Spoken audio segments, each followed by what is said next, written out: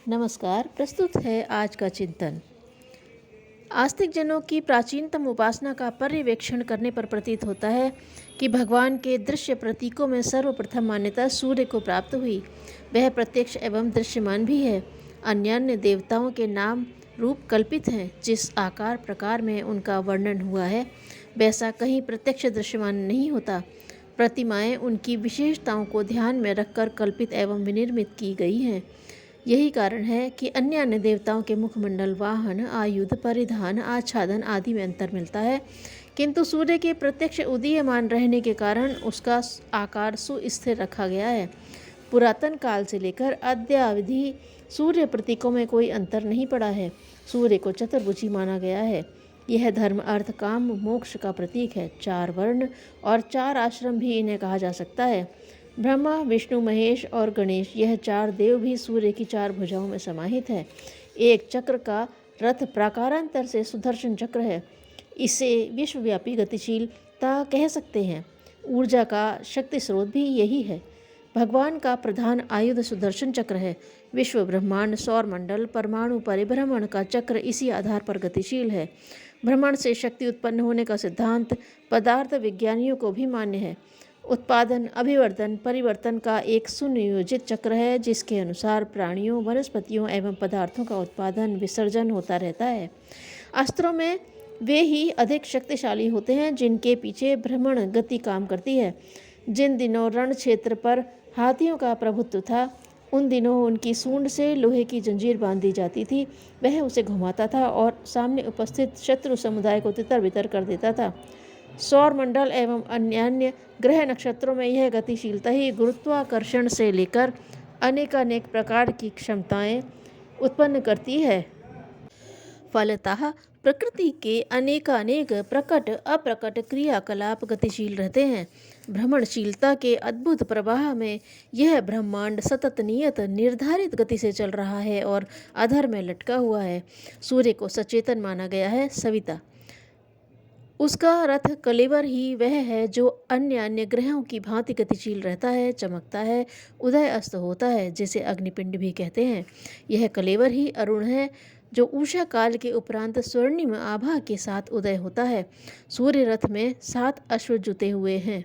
यह दिव्य अश्व हैं। इन्हें सप्तवर्ण भी कह सकते हैं, जिन्हें इंद्रधनुष दिखाई पड़ने पर प्रत्यक्ष भी देखा जा सकता है। अनादिकाल में जब आदिम मनुष्य को दिन भर समूचे आकाश में एक सूर्य ही प्रकाशवान दिखा तो उसे विदित हुआ कि रात्रि के सघन अंधकार को यही भगाता है। दीख पड़ने वाली वस्तुओं को यह रूप देता है। शीत को भगाता है, वर्षा लाता है। उसकी गर्मी से अंडों से लेकर फल पकते हैं। उसकी अनुकूलता से ही वसंत आता है और धरती पर हरितिमा छाती है। जिस समय चारों ओर अंधकार और शीत का साम्राज्य होता है, उन दिनों विकास की हर दिशा अवरुद्ध हो जाती है। इस प्रकार के अनेकानेक गुण तो प्रत्यक्ष ही हैं। जीवितों की भांति वह चलता भी है। प्रातः उगना और रात्रि को अस्त होना मनुष्यों की तरह जब आदिम काल के मनुष्य को दीख पड़ा, इसलिए उसे प्रत्यक्ष देव माना गया। प्रकृति की चित्र विचित्र घटनाएं जब सामान्य बुद्धि से न समझी जा सकी तो उन्हें देवकृत ही माना जाने लगा और यहाँ तक समझा जाने लगा कि मनुष्य जीवन में जो शुभ अशुभ घटित होता है उसके पीछे दैवी अनुग्रह या आक्रोश ही निमित्त कारण है। बहुदैववाद की कल्पना पीछे जगी। विभिन्न प्रयोजनों के साथ विभिन्न देवताओं का संबंध पीछे जुड़ा, पर पहले एक से ही काम चलता रहा। सूर्य को ही एकमात्र सर्वशक्तिमान प्रत्यक्ष देव माना गया। जब बहुदेव मान्यता भी विकसित हुई तो भी सूर्य को देवादिदेव, सब प्राणियों और देवताओं की आत्मा उसे माना गया। ऋग्वेद संसार में सबसे प्राचीन ग्रंथ है। उसमें 8 सूक्त केवल सूर्य की प्रार्थना और विवेचना के संबंध में ही हैं। देव मान्यताओं के साथ यह तथ्य भी जुड़ा कि उनकी पूजा प्रार्थना के से अपने अंदर दैवी गुण को समाविष्ट कर उन्हें अपने अनुकूल बनाया जा सकता है और अभीष्ट वरदान पाया जा सकता है। प्रत्यक्ष जीवन में उसकी अनेकानेक उपलब्धियों के साथ जब यह विश्वास बढ़ा कि उसकी पूजा से मनोकामनाएं पूरी होती हैं, कठिनाइयाँ विपत्तियाँ दूर होती हैं, तो उसके साथ भक्ति भावना का संबंध और भी सघन हो गया। संसार में सूर्य उपासना का प्रचलन सर्वोपरि है, सर्वप्रथम और सर्वप्रमुख भी। जब वाणी द्वारा प्रार्थना अभ्यर्थना करके ही उपासना का काम चलाया जाता था, तब गायत्री महामंत्र के शब्द समुच्चय को सूर्य उपासना का प्रधान मंत्र माना गया। प्रातःकालीन उदीयमान सूर्य स्वर्णिम होता है। जिस प्रकार नवागंतुक के आगमन के समय ही स्वागत सत्कार की परंपरा है, उसी प्रयोग को सूर्य उपासना के लिए भी प्रयुक्त किया गया। सर्वोदय काल को पवित्र समय मानकर उपासना हेतु निर्धारित किया गया। जब तक वाणी का विकास हुआ, परिष्कार नहीं हुआ था, तब तक संकेतों द्वारा अपना उपासना अभिप्राय व्यक्त किया जाता था, यथा सूर्य अर्घ्यदान, सूर्य उपास्थान, सूर्य नमस्कार, सूर्य स्नान, सूर्य सानिध्य, सूर्य सेवन, सूर्य दर्शन, सूर्य परिक्रमा आदि आदि। यह सभी क्रिया कृत्य ऐसे थे जो जलाशय की समीपता में आसानी से हो सकते थे। यहाँ तक कि सूर्य प्रभावित जल को सोम या अमृत की संज्ञा दी जाने लगी। उसका पान करके रोग निवारण या दीर्घायुष्य की कामना की जाने लगी। भूत प्रेत राक्षस यक्ष आदि का भय आरंभिक युग में ही चल पड़ा था। समझा जाता था कि यह दुष्ट आत्माएं रोग भय मनोविकार आदि के रूप में मानव मात्र को संत्रस्त करती हैं। उनका दौर सूर्य की अनुपस्थिति में ही चलता है। अस्तु उन्हें निशाचर वर्ग में गिना गया। मनुष्यों में भी जो अपराधी आतताई थे, उनके बारे में यही मान्यता रही कि इनकी घात अंधेरे में ही लगती है। इसलिए रात्रि में भी अंधकार को दूर करने के लिए दीपक या अग्नि प्रज्वलन का प्रचलन चला। पूजा उपचारों में भी इन प्रकाश प्रतीकों का प्रयोग होने लगा।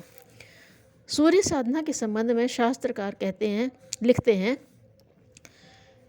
दोनों संध्याओं के समय सूर्य का ध्यान करने से मनुष्य दिन दिन पवित्र बनता जाता है। भागवत।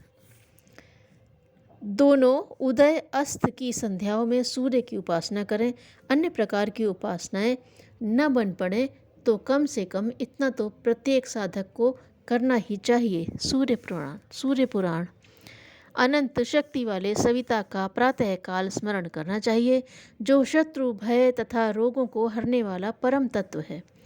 सूर्य की नित्य पूजा करें तथा गायत्री का जप करें। दोनों संध्याओं में अर्घ्य दें। भास्कर को नमन करें। संध्या वंदन के अनेक विधि विधान हैं। वे कितने ही क्रिया कृत्यों के साथ जुड़े हुए हैं, पर उन सब में संक्षिप्त और सरल यह है कि प्रातः सायं सूर्योपासना की जाए। महाभारत। सूर्योदय के समय जो भगवान भास्कर की भली प्रकार उपासना करता है, वह धृति मेधा और प्रज्ञा को प्रचुर परिमाण में प्राप्त करता है। उदय होने वाले को नमस्कार, उदय करने वाले को नमस्कार, उदीयमान को नमस्कार, अस्त होने वाले को नमस्कार, अस्त करने वाले को नमस्कार, अंधकार हरने वाले को नमस्कार। महाभारत। हे उदीयमान सूर्य, आप हमें पाप कर्मों से उबारें। सूर्य उपासना से मनः क्षेत्र में ऐसा परिवर्तन होता है कि पाप कर्मों से अनायास ही घृणा होने लगती है। ऋग्वेद। उदय होते हुए अस्त होते हुए सूर्य का ध्यान करें, इससे सब प्रकार के कल्याण होते हैं। तैत्तिरीय। अधिक लोग एक ही समय एक नियत निर्धारित साधना करें तो उसका अधिक प्रतिफल उपलब्ध होता है। इस्लाम धर्म में अजान देने, नमाज पढ़ने के नियत समय होते हैं। ईसाई धर्म में भी नियत समय पर ही प्रार्थनाएं होती हैं। भारतीय धर्म संस्कृति में प्रातःकाल सूर्योदय के समय और सायंकाल सूर्यास्त होने के समय गायत्री महामंत्र के माध्यम से जप ध्यान करने पर बहुत जोर दिया गया है। नियत समय का अनुशासन पालन करने से उसका अधिक महत्व एवं सत्परिणाम माना गया है। धन्यवाद।